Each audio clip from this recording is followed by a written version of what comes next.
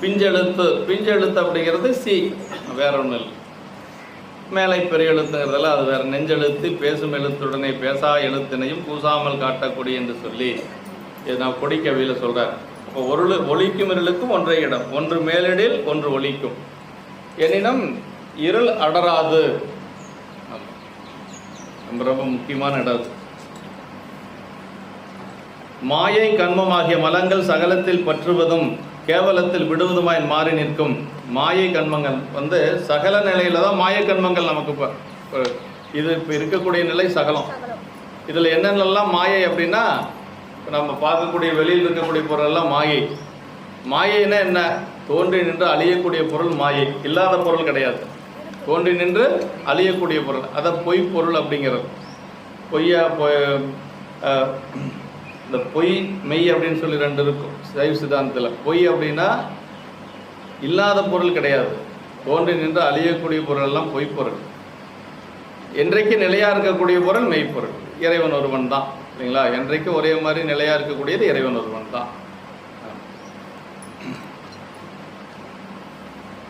இப்படி மாயை கண்மமாகிய மலங்கள் சகலத்தில் பற்றுவதும் கேவலத்தில் விடுவதுமாய் மாறி. ஆனால் ஆணவமோ அனைத்து நிலையிலும் குறைந்து நிற்கும். ஆகையால் நினைத்தற்கரிய திருவருள் துணையால் அன்றி ஆணவம் ஒன்று என்ற ஒன்று உண்டு என்று அறிய இயலாது.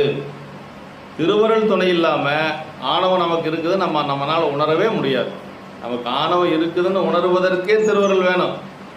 அப்போ திருவருள் இல்லாமல் நம்ம ஆணவத்தை நீக்கவும் முடியாது, ஒன்றும் செய்ய முடியாது. நமக்கு துணை நிற்பது திருவருள் சக்தி தான். அத்தகைய திருவருள் உனக்கு இல்லாமையால் அதன் உண்மை உணர்வதற்கு அரிதாம். அந்நியம் வேறாக இருப்பது. உலகம் உயிரின் வேறாது, உலகம் நிலையாது. மன்னா உலகத்து மன்னுதல் குறித்தோர் என்றது புறநானூறு. உயிர் அறிவுடையது, உலகம் அறிவில்லாதது. உயிரின் வேறாயதும் அழிவுடையதும் அறிவில்லாததுமான உலகை பொருளாக கருதுவதற்கு ஆணவமே காரணம்தான். உயிர் அறிவுடைய பொருள் தான், உலகம் அறிவில்லாதது. ஆனால் உலகப் பொருளை கருதுவதற்கு இப்போ நம்ம உலகப் பொருள் மேலே நமக்கு விருப்பம் அதிகமாகவும் இறைவன் மேலே விருப்பம் குறைவாகவும் இருக்கிறதுக்கு என்ன காரணம்? ஆணவ மூலம் தான் காரணம், வேற ஒன்று. பொருள் அல்லவற்றை பொருள் என்று உணரும் மருளானா மானா பிறப்பு என்று சொல்லி வலுவ பெருமான் பொருள் அல்லவற்றை பொருள் என்று உணரும். நிலையான பொருள் இருக்குது, அங்கே உள்ள பரம்பொருள் இருக்குது, அது நமக்கு பொருளாக தெரியல. உலகப் பொருள் தான் நமக்கு பொருளாக தெரியுது. வீடு கட்டினா பரவாயில்ல, வண்டி வாங்கினா பரவாயில்ல, நிறைய சொத்து சேர்த்தா பரவாயில்ல, இயற்கை தான். அது ஒரு குறிப்பிட்ட ஸ்டேஜ் வரைக்கும் அது இருக்கும். ஆமாம், இல்லாமல் இருந்தால் நம்ம ஒன்றும் பண்ணவும் முடியாது, இல்லையா? இப்போ ஒரு பொருளே வேண்டான்னா ஒரு 4 அடியார்களுக்கு அன்னம்பாளிப்பு செய்யறனா கூட பொருள் வேணுமே. அதனால் நம்ம யாருக்கிட்ட போய் கேட்கணும்?